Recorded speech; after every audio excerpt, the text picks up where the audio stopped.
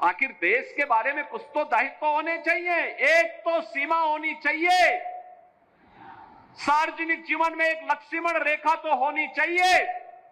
जब राजनीतिक पूर्वाग्रहों से ऊपर उठ करके हम देश के बारे में सोचें, समाज के बारे में सोचें, जनता जनार्दन के बारे में सोचें, लेकिन उस संकुचित सोच के साथ कार्य करने वाले लोगों से उम्मीद नहीं की जा सकती, उनसे ये उम्मीद नहीं की जा सकती। उनके समय में विकास नहीं हुआ।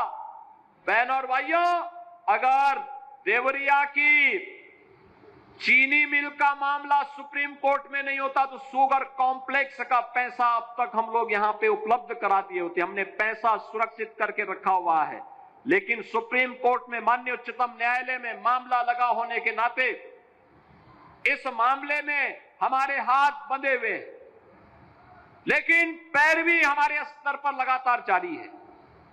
ये मामलों का निस्तारण होता है देवरिया जनपद में भी। यह कार्यक्रम आगे बढ़ना चाहिए, यहां के किसानों की आमदनी बढ़नी चाहिए। पिछले 10-11 वर्ष में जो परिवर्तन आया है, आज अन्नदाता किसान यूपी के अंदर और देश के अंदर आत्महत्या नहीं करता है, आज भूख से मौत नहीं होती है, आज नौजवान प्लान करने के लिए मजबूर नहीं है, आज हरेक तबके के लिए सामाजिक सुरक्षा की गारंटी सरकार दे रही है। सरकार उसके साथ में, युवा के साथ में है, महिलाओं के साथ में है, बेटी और व्यापारी की सुरक्षा के लिए प्रतिबद्ध है, और हर दंगाई, हर माफिया को उसी की भाषा में जवाब देकर के उसके सीने पर चढ़ करके जवाब देने के लिए तत्पर भी सरकार है। और इसीलिए बहनों और भाइयों, हमें अब विकास के बारे में सोचना है। पिछली सरकारों ने बीमारियां दी, चीनी मिलों को बंद करके यहां पर बेरोजगारी दी, पिछली सरकारों ने यहां पे दंगे करवाए, पिछली सरकारों की सोच ही वही थी। आपने देखा होगा भी,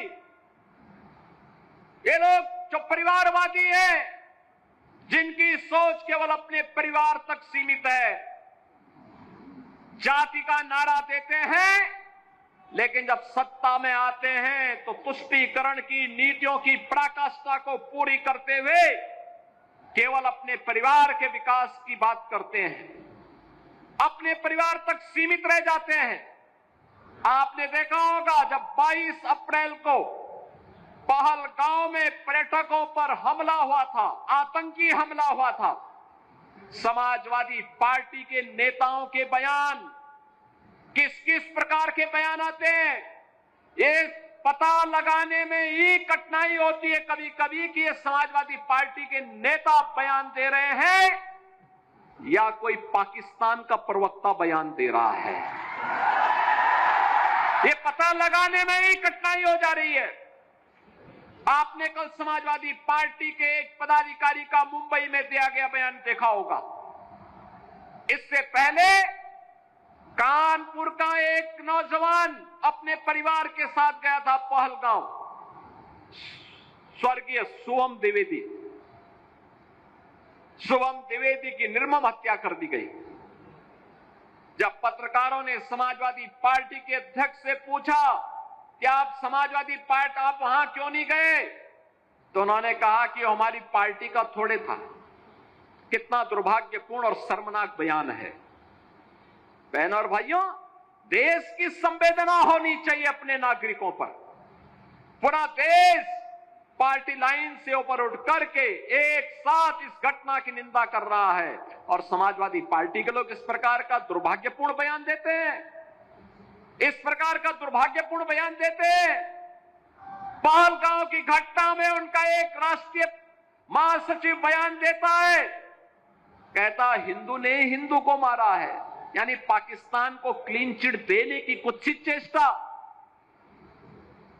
उनका एक सांसद उससे भी घटिया स्तर का बयान देता है।